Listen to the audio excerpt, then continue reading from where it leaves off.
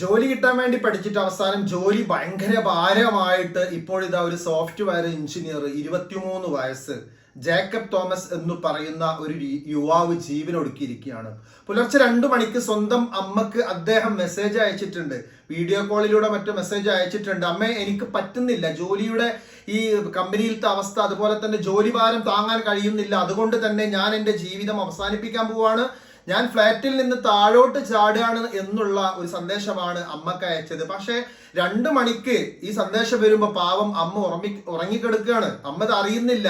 എന്തിനേറെ പറയുന്നു, നേരം പുലർന്നിട്ട് ഈ മകന്റെ വിവരങ്ങളൊന്നും അറിയാതെ അന്വേഷിച്ചപ്പോഴാണ് മകൻ ഫ്ലാറ്റിന് താഴെ മരിച്ചു കിടക്കുന്നതായിട്ട് അമ്മക്ക് അറിയാൻ കഴിഞ്ഞത്, ആ വാർത്ത അറിഞ്ഞത്. അപ്പോഴാണ് അമ്മക്ക് മകൻ ജോലി ഭാരം താങ്ങാൻ കഴിയാതെ, ഇത് വല്ലാത്തൊരു വിഷമം പിടിച്ചൊരു വാർത്തയാണ്. കാരണം ഒരു സോഫ്റ്റ്വെയർ എഞ്ചിനീയർ ആവാൻ ആ കുട്ടി എത്രത്തോളം പഠിച്ചിട്ടുണ്ട്, എന്തെല്ലാം സ്വപ്നങ്ങൾ ആ കുട്ടിക്ക് ഉണ്ടായിരിക്കും. അതിനപ്പുറം ഇത്രയും പൈസ ഒക്കെ ചെലവാക്കി ഇത്രയൊക്കെ വളർത്തി 23 വയസ്സ് എന്ന് പറയുമ്പോൾ മക്കള് വളർന്ന് ഒന്ന് സ്വന്തം നിലനിൽപ്പിലെത്തി അവരുടെ സന്തോഷങ്ങൾ കാണാൻ വേണ്ടി കാത്തിരിക്കുന്ന അമ്മമാരുണ്ട്, അവരുടെ വിജയങ്ങൾ കാണാൻ വേണ്ടി കാത്തിരിക്കുന്ന മാതാപിതാക്കളുണ്ട്, അവരുടെ വിജയങ്ങൾ കാണാൻ വേണ്ടി കാത്തിരിക്കുന്ന സഹോദരന്മാരുണ്ട്, അതേപോലെ തന്നെ കൂട്ടുകാരുണ്ട്.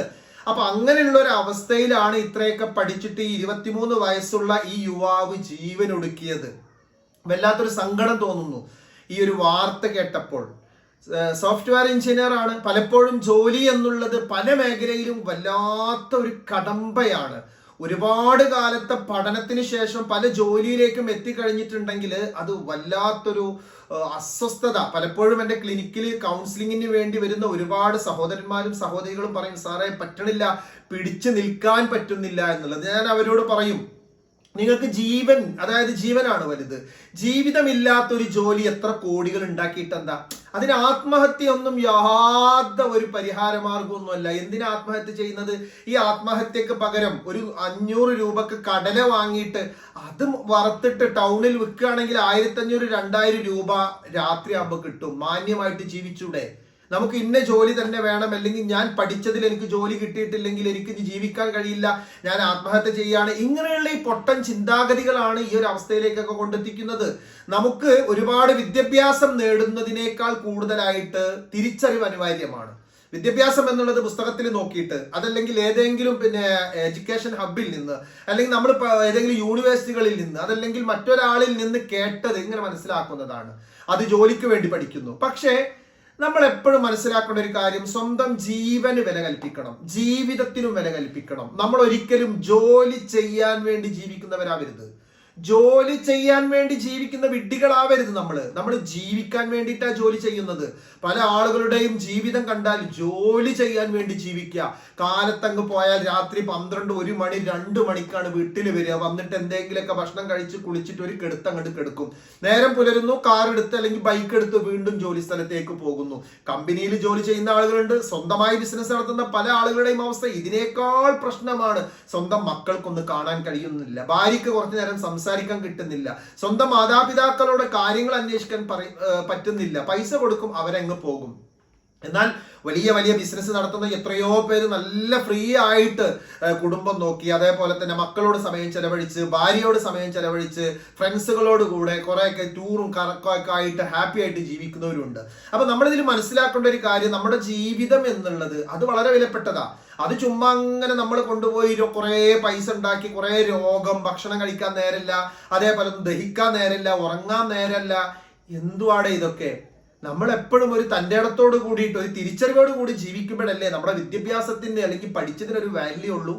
അപ്പൊ അങ്ങനെയുള്ള ഒരു വാല്യൂ ഉള്ള തിരിച്ചറിവ് ഇല്ലാത്തതാണ് പലപ്പോഴും എത്രയോ കുട്ടികൾ എൻട്രൻസിന് ചേർന്നിട്ട് താങ്ങാൻ കഴിയുന്നില്ല എന്ന് പറഞ്ഞിട്ട് ആത്മഹത്യ ചെയ്യുന്നവരുണ്ട്. എന്തൊരു പോയത്തരം വിഡ്ഢിത്തരമാണത്! എന്തൊരു വെട്ടിത്തരമാണത്! MBBS ചേർന്ന മക്കൾ പാതി വഴിയിൽ പഠിക്കാൻ പറ്റുന്നില്ല, ലോൺ എടുത്തിട്ടാ പഠിക്കുന്നത്. ഞാൻ അച്ഛന്റെ മുഖത്ത് എങ്ങനെ നോക്കും, അമ്മയുടെ മുഖത്ത് എങ്ങനെ നോക്കും? എന്റെ പ്രിയപ്പെട്ട മക്കളെ, നിങ്ങൾ സ്വന്തം ജീവിതം അങ്ങോട്ട് അവസാനിപ്പിച്ചാൽ നിങ്ങളുടെ അമ്മക്കും അച്ഛനും സന്തോഷമായോ? എന്താണെങ്കിലും ഇവിടെ 23 വയസ്സുള്ള ഈ ജേക്കബ് തോമസ് എന്ന് പറയുന്ന ഈ സോഫ്റ്റ്വെയർ എഞ്ചിനീയർ അമ്മക്ക് സന്ദേശം അയച്ചിട്ട് സങ്കടപ്പെട്ടുകൊണ്ട് ഈ ലോകത്തോട് വിട പറഞ്ഞിട്ടുണ്ടെങ്കിൽ, ഈ ഒരു വാർത്തയ്ക്ക് പിറകിൽ എനിക്ക് വളരെ സ്നേഹത്തോടു കൂടി ഉത്തരവാദിത്വത്തോടു കൂടി ഒരു കൗൺസിലർ എന്ന നിലയ്ക്ക് പറയാനുള്ളത്, പ്രിയപ്പെട്ടവരെ, നമ്മൾ നമ്മുടെ ജീവൻ ഒതുക്കുക എന്നുള്ളത് ഒന്നിനും ഒരു പരിഹാര മാർഗമല്ല. ഇത് നമ്മുടെ ജീവിതമാണ്, ഇതൊരു ലോകമാണ്, ഒരു പ്രത്യേകമായിട്ടുള്ള ജീവിത മാർഗങ്ങളുമായി മുന്നോട്ട് പോകേണ്ടവരാണ് നമ്മൾ. ഇവിടെ പരാജയങ്ങൾ ഉണ്ടാകും, വിജയങ്ങൾ ഉണ്ടാകും, ആഗ്രഹിച്ചത് നേടിയവരുണ്ടാകും, ഒരുപാട് ആഗ്രഹിച്ച് നേടാൻ കഴിയാത്തവരുണ്ടായിരിക്കും. അപ്പൊ ഇവിടൊക്കെ നമ്മുടെ സ്വന്തം റെസ്റ്റ്, ഉറക്കം, അതേപോലെ തന്നെ മനസ്സമാധാനം ഇതൊക്കെ കളഞ്ഞിട്ടാ പലപ്പോഴും പഠിക്കുക. പഠിപ്പും കഴിഞ്ഞ് ജോലിയിലും ഒരു മനസ്സമാധാനം അല്ലെങ്കിലോ? അപ്പൊ നിങ്ങളൊരു കാര്യം മനസ്സിലാക്കേണ്ടത്, നാം ആഗ്രഹിച്ച് പഠിച്ചതിൽ നമുക്ക് ജോലി ശരിയായിട്ട് കിട്ടിയിട്ടില്ല, കിട്ടിയിട്ട് മനസ്സമാധാനത്തോട് പോവാൻ കഴിയുന്നില്ല, പോയിട്ട് തന്നെ അവിടെ ജോലി ചെയ്യാൻ കഴിയുന്നില്ല എങ്കിൽ വരുമാനം കുറച്ച് മതി. എന്നാൽ ചില ആളുകളുണ്ട് കേട്ടോ, അവർക്ക് ഇതൊന്നും പ്രശ്നമല്ല, അവരുടെ പാഷനാണത്. അവർക്ക് രാത്രിയാണോ പകലാന്നൊന്നുമില്ല, കുറെ അധ്വാനിക്കണം, കുറെ പൈസ ബാങ്കിലിട്ട് വെക്കണം, വലിയ വീട് വെക്കണം, വലിയ കാറ് വെക്കണം, അതാണ് അവരെ ഏറ്റവും ഹാപ്പിനെസ്. അവർക്ക് പരാതികളൊന്നുമില്ല. അങ്ങനെയുള്ളവർ അങ്ങനെ പോവട്ടെ. അത് ചില ഭാര്യമാരും അങ്ങനെ തന്നെയാണ്. ഭർത്താക്കന്മാർ റെസ്റ്റ് എടുക്കണം, കൂടെ ഉണ്ടാവണമെന്ന് നിർബന്ധമൊന്നുമില്ല, പൈസ അങ്ങനെ കൊടുത്താൽ മതി. ഗൾഫിൽ നിന്ന് വന്നിട്ട് 10 ദിവസം കഴിയുമ്പോഴേക്കും ചോദിക്കും, നിങ്ങളുടെ ലീവ് കഴിഞ്ഞില്ല, എന്താ നിങ്ങൾ പോവാത്തത്? ആട്ടി ഓടിക്കുന്ന ഭാര്യമാരുണ്ട് നമ്മുടെ ക്ലിനിക്കിൽ. സങ്കടത്തോട് കൂടിയിട്ട് നാട്ടിലാണെങ്കിലും വിദേശത്താണെങ്കിലും ഞാൻ പോയാൽ എന്നോട് സംസാരിക്കുന്ന ഭർത്താക്കന്മാരുണ്ട്. അങ്ങോട്ട് ചെല്ലുമ്പോഴേക്ക് സാറേ അവൾ ഇങ്ങോട്ട് ഓടിക്കുന്നു പറഞ്ഞിട്ട്.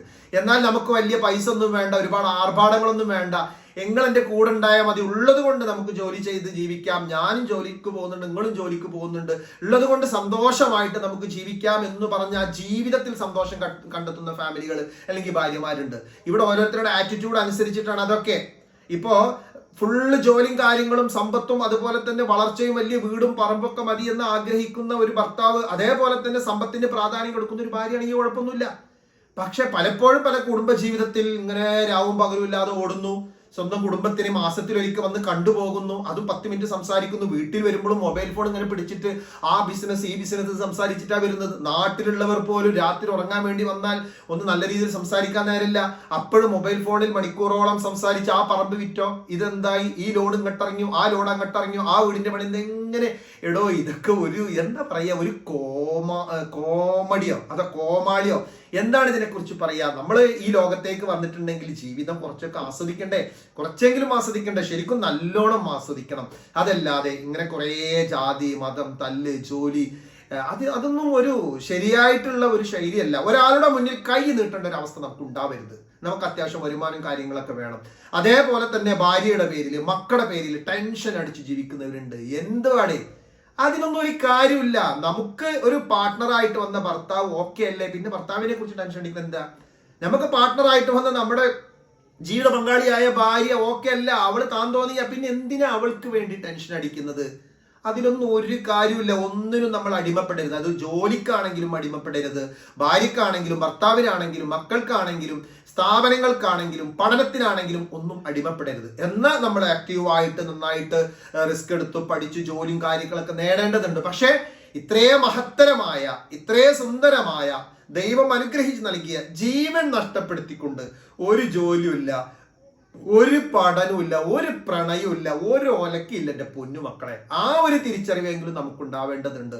പാവപ്പെട്ട മാതാപിതാക്കൾ എത്രയോ സ്വപ്നങ്ങൾ കണ്ട് സ്നേഹത്തോടു കൂടി അങ്ങനെയൊക്കെയാണ് പഠിപ്പിക്കുന്നത്. ആ ബോധം നമുക്ക് വേണം.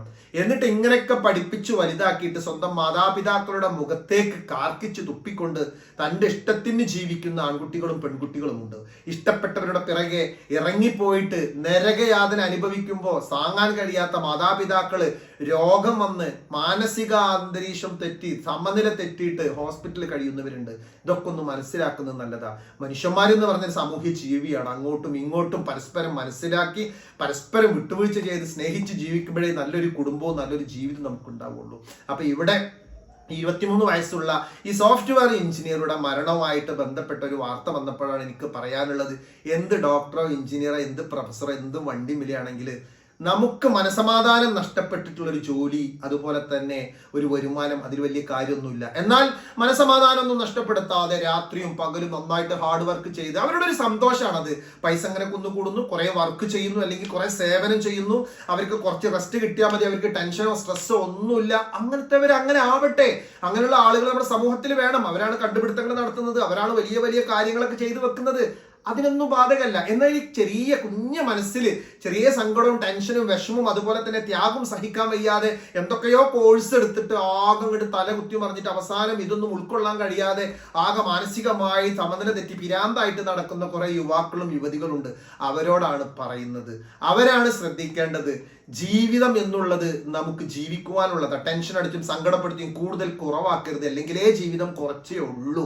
അപ്പൊ അതുകൊണ്ട് തന്നെ നമ്മുടെ ജോലി, നമ്മുടെ അധ്വാനം ജീവിക്കുവാൻ വേണ്ടിയിട്ടുള്ളതാ, അല്ലാതെ ജോലി ചെയ്യാൻ വേണ്ടി ജീവിക്കരുത്. വെറും ജോലിക്ക് വേണ്ടി രാവും പകലും ഓടിക്കളിക്കുന്നവൻ ജോലി ചെയ്യാൻ വേണ്ടി ജീവിക്കുന്നവനാ. കാലത്ത് പോയി വൈകിട്ട് ഒരു 5 മണിക്കൊക്കെ ഫ്രീ ആകുന്ന ജോലിയാണ് ഏറ്റവും നല്ലത്. കുടുംബം, നമ്മുടെ ശരീരം, എക്സസൈസ്, റെസ്റ്റ്, അതൊക്കെ ഒരു സുഖം ഉണ്ടോ. എന്താണെങ്കിലും ഒരു കാര്യം മനസ്സിലാക്കുക, എന്ത് ടെൻഷനോ പ്രശ്നങ്ങളോ സ്ട്രെസ്സോ ഉണ്ടെങ്കിൽ ആത്മഹത്യ ഒന്നിനും പ്രതിവിധിയല്ല, പരിഹാരമല്ല. നമ്മളൊന്ന് റിലാക്സ് ചെയ്ത് നിലവിലുള്ള ജോലിയൊക്കെ ഒന്ന് രാജിവെച്ച് എവിടെയെങ്കിലൊക്കെ ഒന്ന് പോയി കുറച്ചേരം മനസ്സറിഞ്ഞ് ഫ്രീ ആയിട്ട് ഇരുന്നിട്ട് സമാധാന അന്തരീക്ഷത്തിൽ നമുക്ക് എന്തെങ്കിലും ബിസിനസ്സും കാര്യങ്ങളും ചെയ്യാനുള്ള നമ്മുടെ കൂട്ടുകാരുമായിട്ടോ മാതാപിതാക്കളുമായിട്ടോ ചർച്ച ചെയ്ത് മുന്നോട്ട് പോകുക.